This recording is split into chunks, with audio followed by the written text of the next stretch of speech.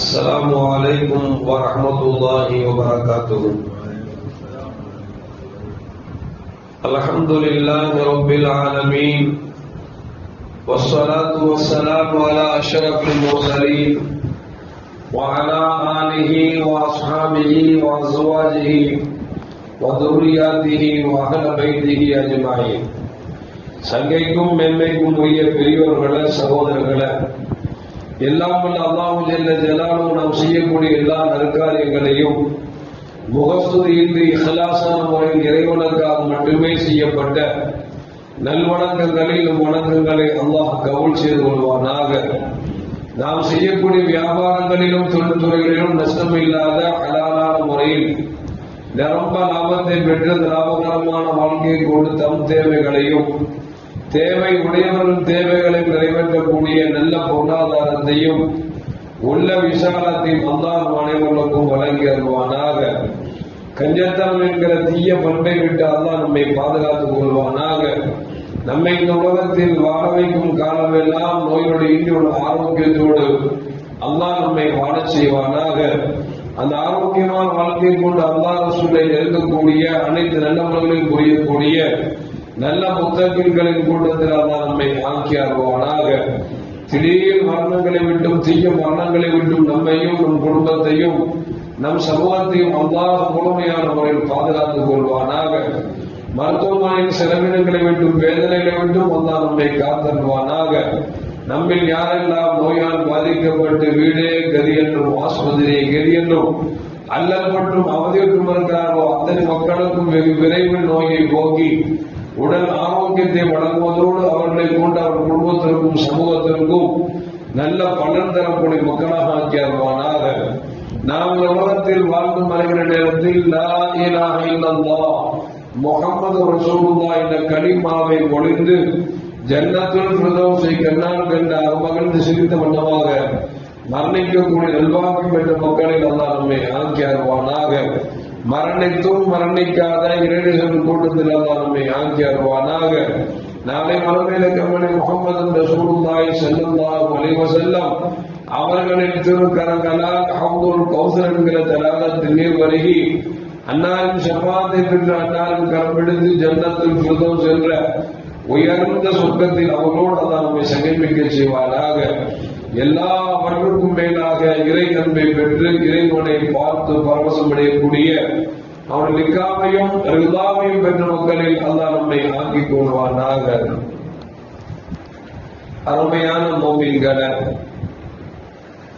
அல்லாஹ் ஜல்ல ஜலாலுஹு குர்ஆனில் ஒரு வசனத்தை சொல்லுகிறார். வல்லதீன யர்மூனல் முஹ்ஸனாத்தி என்கிற வசனத்தில் அல்லாஹ் சொல்லுகிற பொழுது பத்தினி பெண்கள் மீது யார் அவதூறு கட்டுகிறார்களோ, யார் அவதூறு சொல்லுகிறார்களோ, இட்டு கட்டுகிறார்களோ அவர்களை குறித்து அல்லாஹ் ஜல்ல ஜலாலுஹு பேசுகிறார். பத்தினியான ஒரு பெண்ணை பார்த்து ஒரு தவறான நடவடிக்கை இருக்கிறது என்று அவளை இட்டு கட்டினால் அல்லாஹ் சொல்லுகிறார், 4 சாட்சிகளை சமர்ப்பிக்க வேண்டும். பொதுவாகவே இஸ்லாத்தை பொறுத்தவரைக்கும் ஒரு திருமணம் நடக்கிறது என்று சொன்னால் அதற்கு 2 சாட்சிகள் தேவை. ஒருவன் திருடிவிட்டான் என்று சொன்னால் அவன் திருடினான் என்று சொல்வதற்கு 2 சாட்சிகள் தேவை. 2 சாட்சிகளை கொண்டுதான் எதையும் நிதர்சனப்படுத்த முடியும். ஆனால் ஒரு பெண்ணின் மீது இட்டு கட்டுகிற பொழுது அல்லாஹ் சொல்லுகிறார் 4 சாட்சிகளை கொண்டு வர வேண்டும் என்று சொல்லுகிறார்.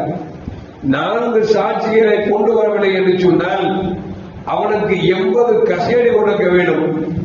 யார் பெண்ணின் மீது இட்டு கட்டினானோ அவன் 4 சாட்சிகளை கொண்டு வர வேண்டும்.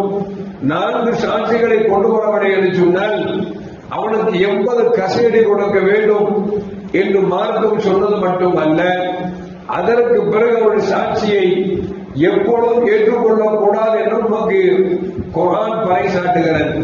அப்படி என்று சொன்னால் இட்டு கட்டுதல் என்பது எந்த அளவுக்கு அது மோசமானது என்பதை நம்மால் விளக்க முடிகிறது.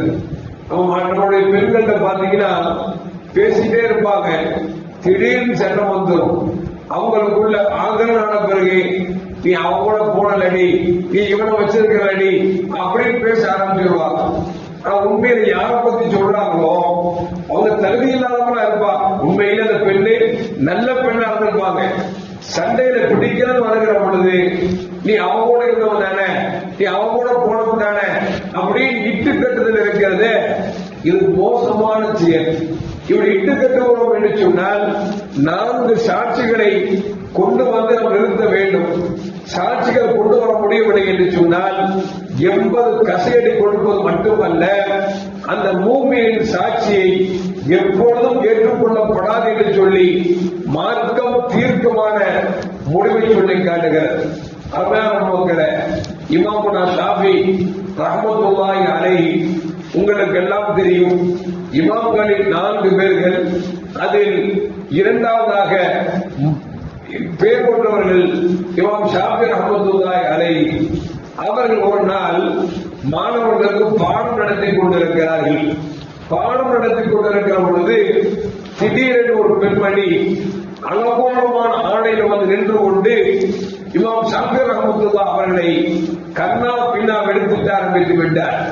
கேட்டால், இமாம் ஷாஃபியே, இரவெல்லாம் விபச்சாரம் செய்துவிட்டு பகலில் நல்ல ஒரு 3 மாணவர்களுக்கு பாடம் நடக்கிறீரா என்று அந்த பெண்மணி கோபத்தால் கொப்பளித்து இமாம் ஷாஃபி ரஹ்மத்துல்லாஹி அலைஹி அவர்களை அந்த பெண் இட்டு கட்டுகிறார், அவதூறு சொல்லுகிறார். இமாம் ஷாஃபி ரஹ்மத்துல்லாஹி அலைஹி அல்லாஹ்வுடைய குர்ஆனை மனனம் செய்து மட்டுமல்ல, ஹதீஸை மனனம் செய்து மட்டுமல்ல, குர்ஆனையும் ஹதீஸையும் வைத்துக் கொண்டு இன்னைக்கு மார்க்க சட்டம் என்று சொல்லக்கூடிய மார்க்க சட்டங்களை வகுத்து தந்த வல்லுநர்களில் ஒருவர், மிக பேரிக்கையாளர், இறைநேச செல்வர். அவர்கள் பாடம் நடத்திக் கொண்டிருக்கிற பொழுது ஒரு பெண்மணி இப்படி ஒரு அவதூறை அள்ளி வீசுகிறார். அப்பொழுது இமாம் ஷாஃபி ரஹ்மத்துல்லாஹி அலைஹி ரொம்ப அமைதியா இருக்கிறார். மாணவர்களெல்லாம் விழிப்பிதிப்பு பார்க்கிறார்கள். இந்த பெண்மணி இரவெல்லாம் விபச்சாரம் செய்தார் என்று சொல்லி நம்முடைய ஆசிரியரை சொல்கிறாரே, பகலெல்லாம் நல்லவரை போல நடித்து மாணவர்களுக்கு பாடம் நடத்துகிறார் என்று கேட்கிறாரே, இமாம் ஷாஃபி ரஹ்மத்துல்லாஹி அலைஹி இதற்கு என்ன பதில் சொல்ல போகிறார்கள் என்று கொஞ்சம் அமைதியாக இருக்கிறார்கள். இமாம் ஷாஃபி ரஹ்மத்துல்லாஹி அலைஹி கோபமே படாம ரொம்ப அமைதியை கேட்டாங்க. ஏம்மா, இந்த மாதிரி என்று பேசணும்னு சொல்லி வந்திருக்கிறீங்க, உனக்கு யார் எவ்வளவு கூலி கொடுத்தா? நீ காசு கொடுத்தானா எல்லாம் நடக்குது. இல்லாத பொல்லாத சொல்றதுக்கும் பொல்லாத இல்லாத சொல்றதுக்கும் காசு கொடுத்தா போதும். ஆளை வெட்டணுமா, ஆடை வெட்டணுமா, என்னத்தை வெட்டணும், காசு கொடுத்துட்டா எல்லா வேலையும் நடந்துருது. அந்த அளவுக்கு இன்னைக்கு மோசமா போச்சு. சொல்வாங்கல்ல, பணம் இருந்தால் பாதாளம் வரை பாயும் அப்படிவாங்கல்ல, அந்த மாதிரி இவன் சாப்பிட கேட்டாங்க, இப்படி என்கிட்ட வந்து பேசுறதுக்கு, என்ன அசிங்கப்படுத்துறதுக்கு உனக்கு யாருமா காசு கொடுத்தா அப்படின்னு சொன்ன உடனே மாணவர்களும் கொப்பளித்து போயிட்டாரு, கொந்தளிச்சுட்டாங்க. எங்க இமாம பத்தி நீ இவ்வளவு வார்த்தை சொல்லிட்டியா அப்படின்னு அடிக்க போறாங்க.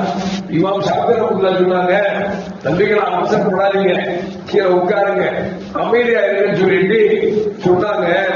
பேச்சப்படம் இருக்குல்ல, நல்ல பொருள்தான், சாப்பிட்டு உள்ள இருக்கிற விலைய விஷயமும் வெளியெடுத்து போட்டுருமா இல்லையா, அந்த மாதிரி நாம பேச்சப்படத்தை சாப்பிட்டு கொட்டை வெளியே போடுற மாதிரி நாம நல்லது செஞ்சுட்டு இருக்கும் பொழுது இந்த கும்பா பேசுன்னு சொல்லி கோவப்படுகிற கொட்டை தூக்கி போடுற மாதிரி இது கண்டுக்கலாம் விட்டுருக்கா அப்படின்னாங்க.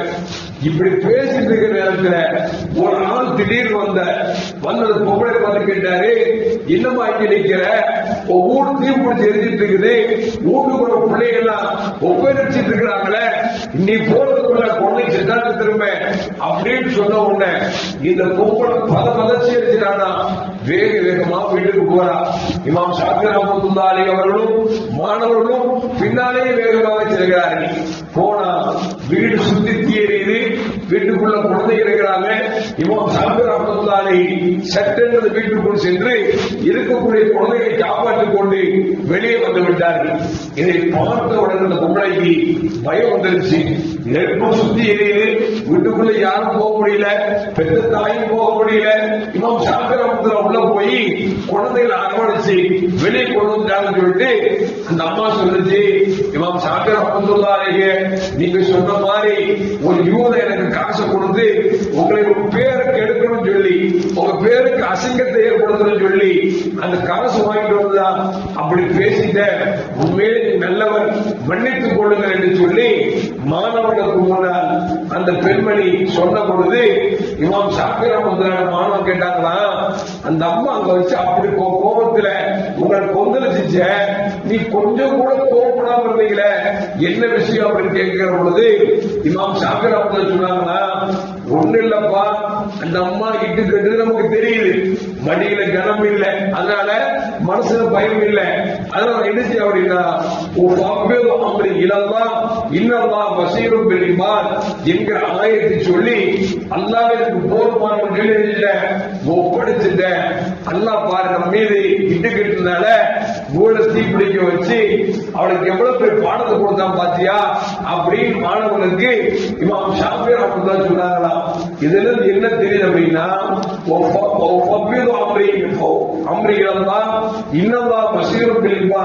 என்கிற ஆயத்தை யார் ஓதி வருகிறார்களோ அவனுக்கு வரக்கூடிய சிரமங்களும் கஷ்டங்களும் இன்னல்களும் அசிங்கமான பெயர்களும் நீக்கப்பட்டு அல்லாஹ் அவரை பாதுகாக்கிற பொறுப்பை ஏற்றுக் கொள்கிறான் என்பதை நமக்கு மேன்மக்கள் சொல்லித் தருகிறார்கள்.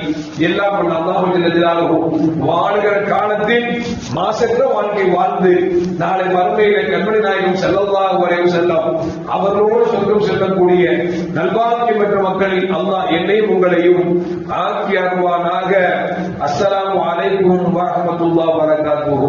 ஸல்லல்லாஹு அலா முஹம்மத் ஸல்லல்லாஹு அலைஹி வஸல்லம். ஸல்லல்லாஹு அலா முஹம்மத் ஸல்லல்லாஹு அலைஹி வஸல்லம். ஸல்லல்லாஹு அலா முஹம்மத். யா ரப்பி ஸல்லி அலைஹி வஸல்லிம்.